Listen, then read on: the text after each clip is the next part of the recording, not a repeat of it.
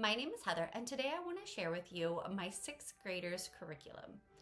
Now, if you've been around, you know that I love Charlotte Mason and her methods for the most part, and that is what we tend to follow in our home. And as such, we have tried a couple of different curriculums in the past, and they haven't all worked out for us. So today I want to share with you some of what I've come up with for my sixth grader. Now, if you want to know how to create your own, I have previous videos and blog posts about that. I also share about what we're doing for preschool, first grade, and fourth grade in previous videos, and I will link that below.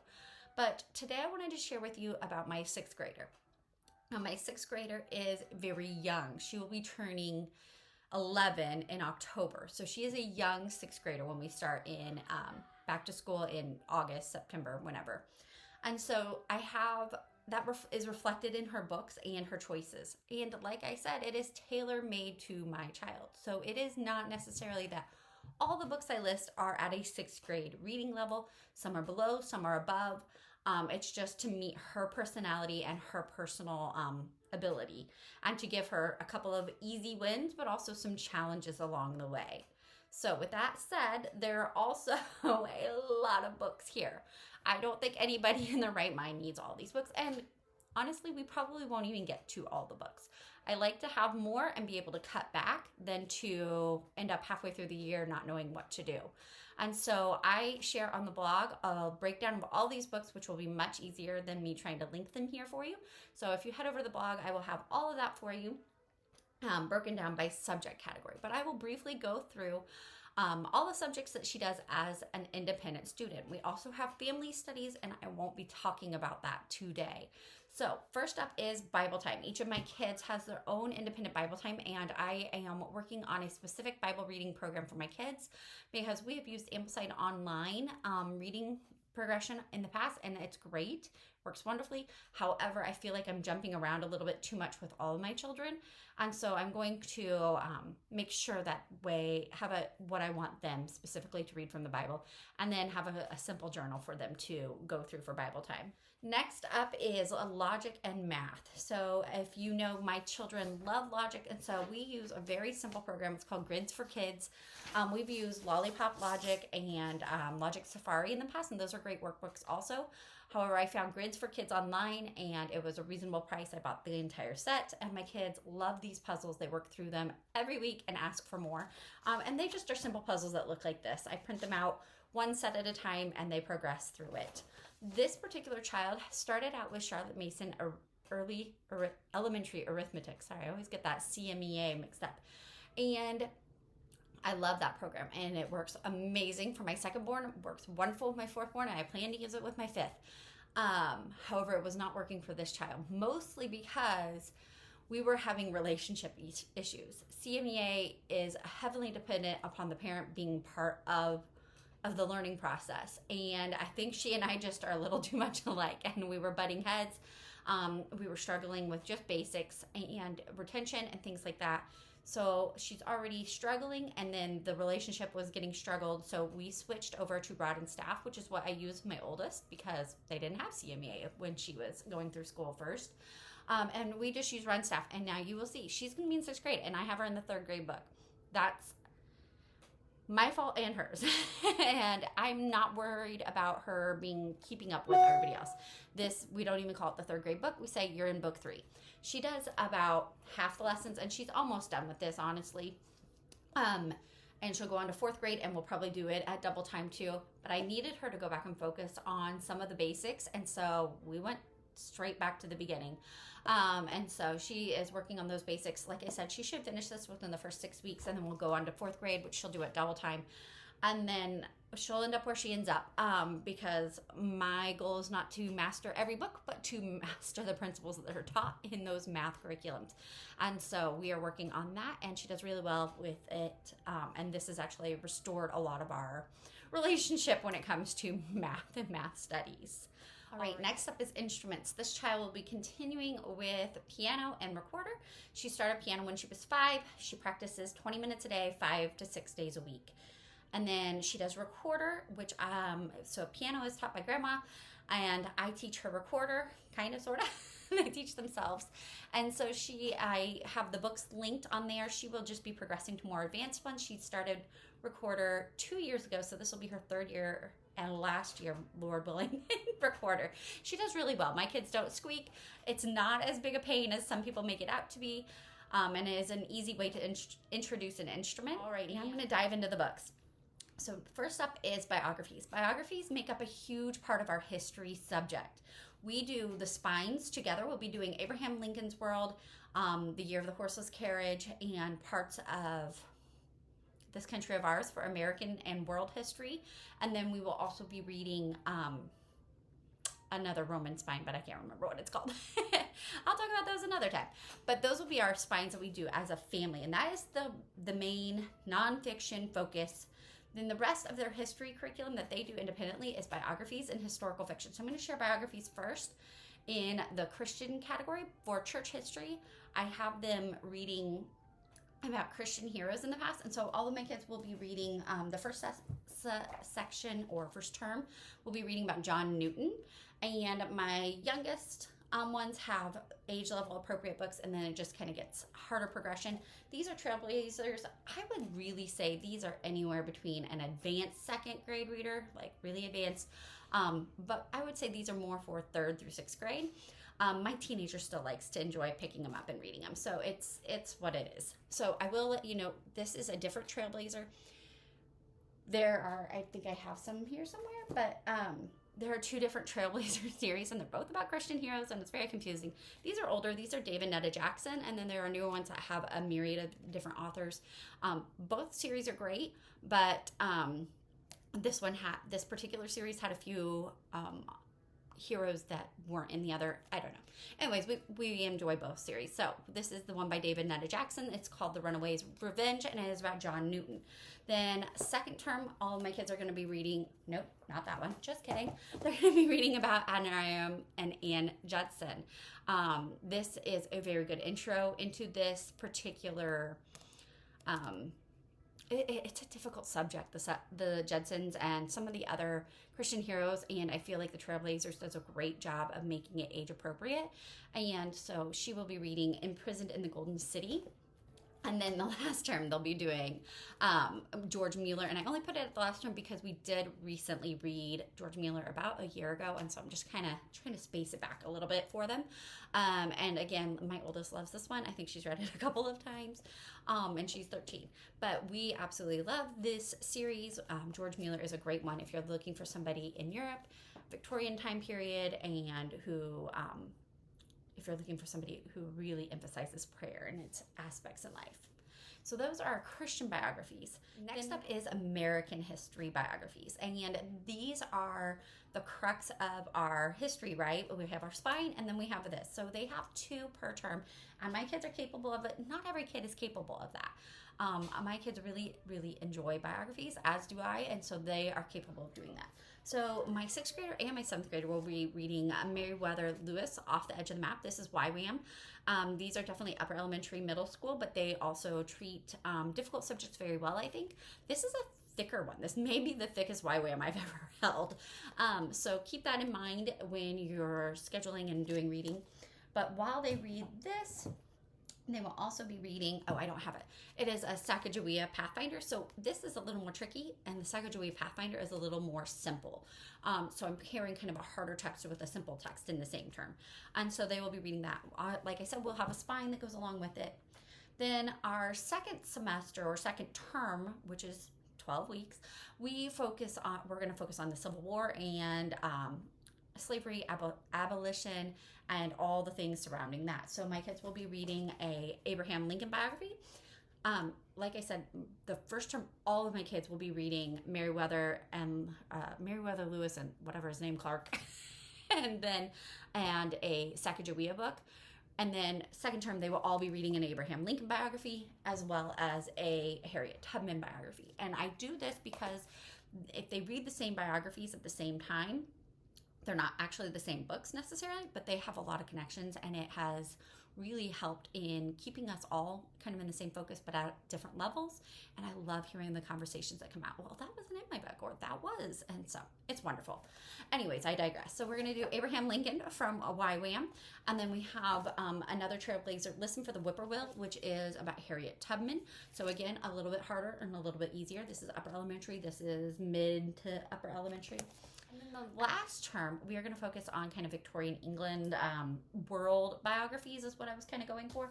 And so we are going to be reading at Her Majesty's request. I was like really struggling to find some biographies of Queen Victoria, and I think I found a couple today at the library, but this one I just read, and it was really a wonderful book. I think everybody should read this. It was really great.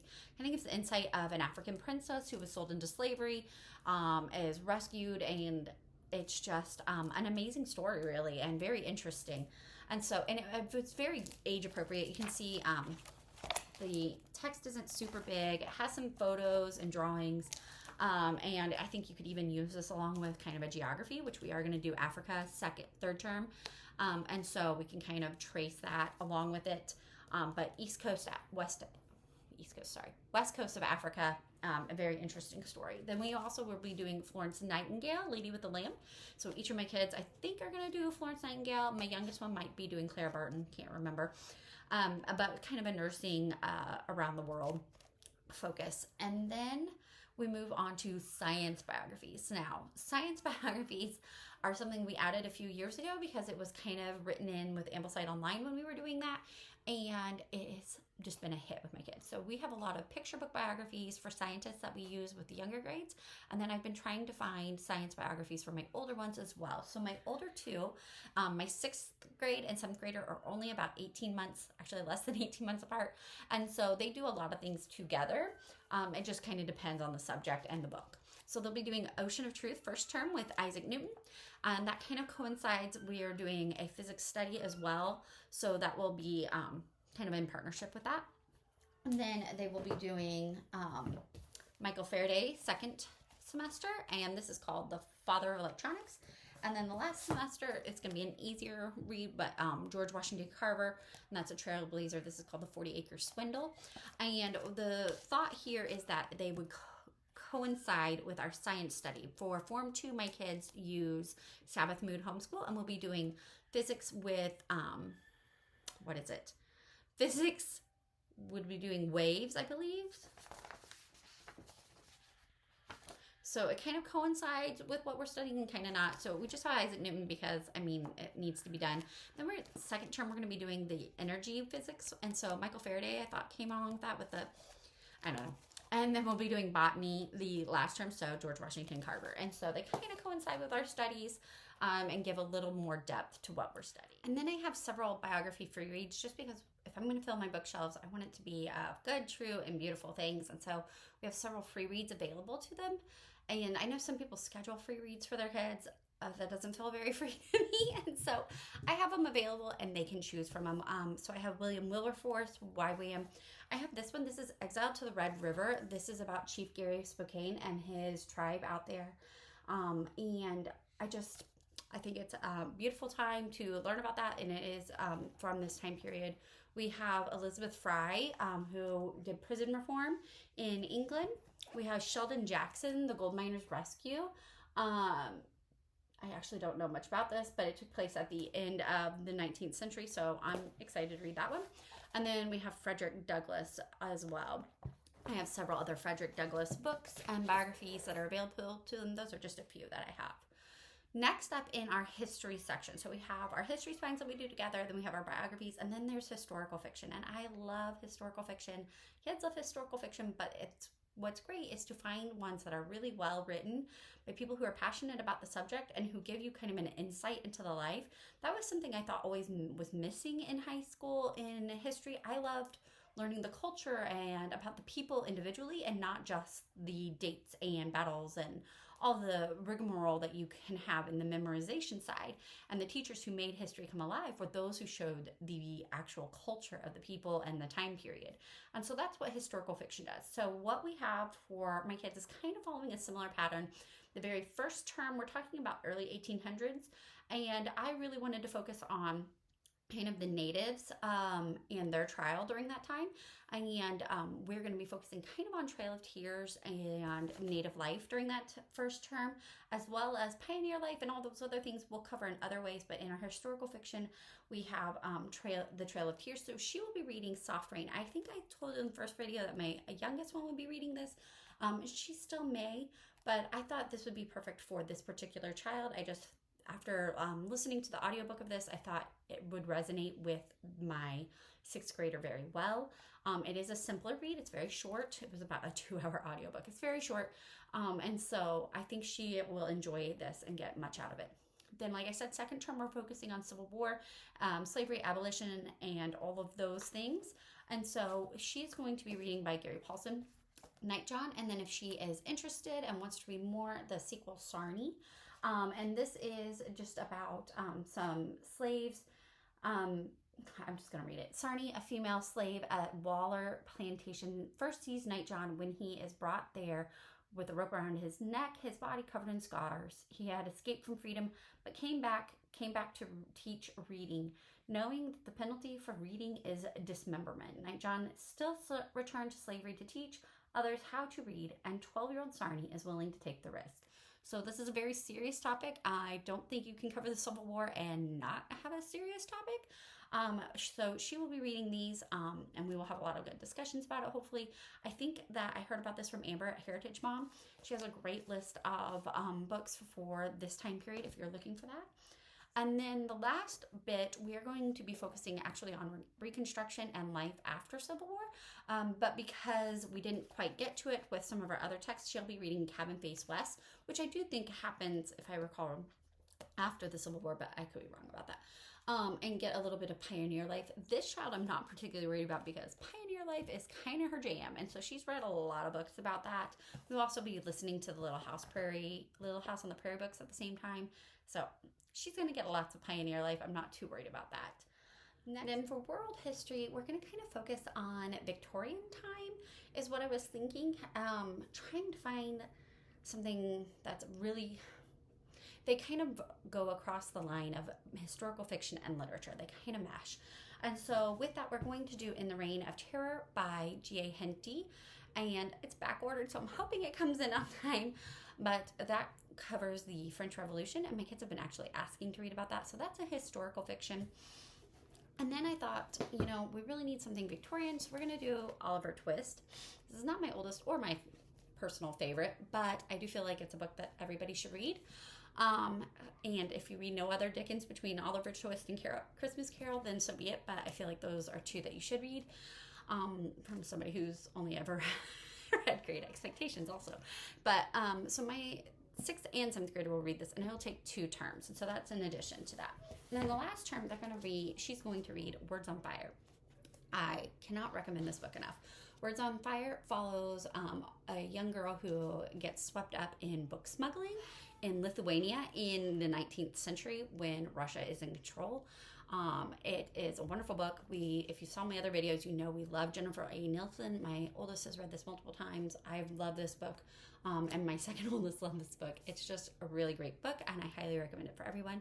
But that'll be a perfect way to end the year. Also, I have ancient historical fiction. And for that, we have 2 books, and we're just going to spread them out across the year. So we have Bronze Bow, which I'm hoping to finish in term 1. It's a pretty quick, easy read, even though it's thicker. It's one of my oldest favorite books, and we're going to enjoy that. I have read it. It's been a while. And then for The Temple, again, G.A. Henty, wonderful historical fiction, really great.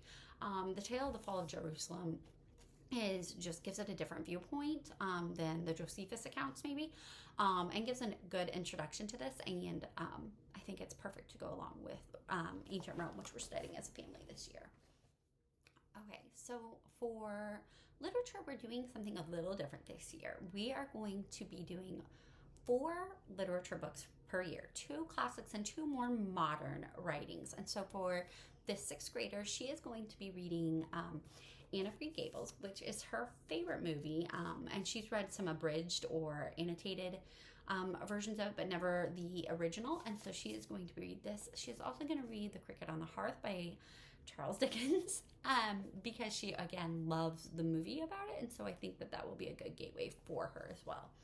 And then for the modern ones, she's going to read Where the Red Fern Grows. And I know it doesn't quite count as a modern anymore because it is more in the classics genre, but she's going to read this. It has a more modern setting. I think this will be a good fit for this child. We'll see. And then she and my oldest, or my second oldest, are going to read Wonder as well. My nephews rave about this book. They really love it. I actually haven't read it yet. Hoping to read it soon, but this pops up on almost all middle grade must-read books. And so I thought, well, let's give it a try. So I'll let you know how that goes. Next up is science. Like I said, we have our science biographies and Sabbath mood studies that we do with all the Form 2 students, which I will have 3 this year because my 7th graders technically Form 3, but we're just gonna, for simplicity, lump all together. And she hasn't done these particular studies yet, so that'll work out perfectly. However, along with that is nature lore. With the Sabbath mood, they are supposed to have once every 3 days or once every week read a nature lore. And this particular child will be finishing up Secret of the Woods, which she actually really loves. We had it on our shelf and she came and asked if she could read it, and she's been enjoying that. After that, she is going to move on to Wild Animals I Have Known, which are some very short stories about various animals, and I think is a perfect upper elementary read for nature study. And then we will have a supplemental science for my older kids. Just because I like them to have kind of an overarching science, and we haven't done that as well as we should. And so they will both be reading It Couldn't Just Happen by Lawrence Richards. This is a great biblical worldview approach to science, and it's engaging, well written. Ambleside Online has recommended it for years. I don't know if it's still on their list. They've had recent updates, but my oldest enjoyed this book, and it makes it easy to kind of cover some of the topics that I'm missing. Makes me feel like I'm not missing them, I guess. But we will be adding that in just once a week, reading from that, and it'll take however long it takes to read through that. All right, and the very last thing I have to share with you is for my 6th grader is kind of those language arts topics. So copywork, dictation, grammar, all of that is specified to her individually, but I do it as a whole family. So copywork and recitation and dictation. I just make a chart like this, and I'm hoping to just do this at the beginning of the year. I started doing it in January and just did it month by month.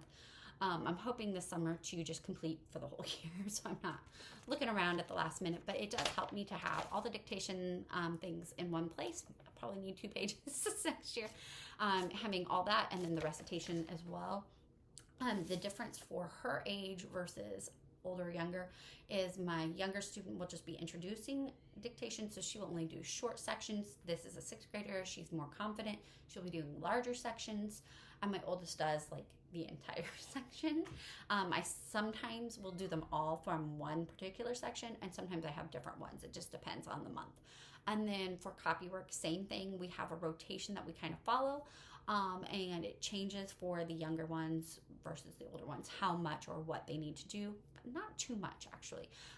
Generally, I follow the rule that Monday they do their dictation copywork, so they copy whatever is going to be on their dictation at the end of the week. It gives them experience with that. Then we do a Bible verse on Tuesdays. Wednesday is hymn copywork, where they copy a verse or a chorus from one of the hymns we were doing that month. And then Thursday, this past year, I did either geography or music copywork. And so they were working through geography A to Z and copying a term with its definition, and they could draw a picture if they wanted. And then the other alternating week, they would do a folk song that we were doing for the term, month, whatever. They would copy 2 to 4 measures of that particular song into their music copywork. We've already gone through all the solfa with them, and so this was a good progression for my kids to keep them thinking about the music and how it looks, and reading, and kind of getting into that music composition. My second born actually has written a short song as part of which she did in her music lessons with her grandmother. So I feel like we've had a good bridge towards that. And then the other one really is grammar, and grammar is a hot button issue for everybody. I don't love grammar. I'm not great at it. I'm doing my oldest grammar with her, and I'm like, oh, I didn't know that. So no judgment here. We're doing first grammar lessons, which we got a printout from CM Simple Studies, and that has been wonderful. It follows the Charlotte Mason ones. They've just been revamped a little bit. We also have the Karen Andriola version of the same thing. You can find it in many different places. But we go through those, and that is a good introduction to grammar, and that's where my year 4 will start. And then this child will be finishing up this year, hopefully, with the first grammar lessons. And then to add on, because I have decided to remove, for this year at least, this term, we're removing Latin from our lineup. And that was a hard choice, but I wasn't seeing the benefits from it that I wanted. And so in its place, we will be adding in word roots, and that will be kind of focusing on the Latin and Greek roots that you see in words. And so that's kind of our Latin/grammar tie-in. I think that's all I have for you today. I know it was a lot. If you have any questions, want to know more about how we are approaching our 6th grade year for this particular child, let me know. Or if you have any questions about creating your own curriculum, I would be happy to talk about that as well. Like I said, these are just some of the books. You can find even more resources on the blog where I share all of our free reads and other things. So that's all I have for you today. Thank you so much for watching. Let us go forth and strive to serve the Lord and our families wholeheartedly.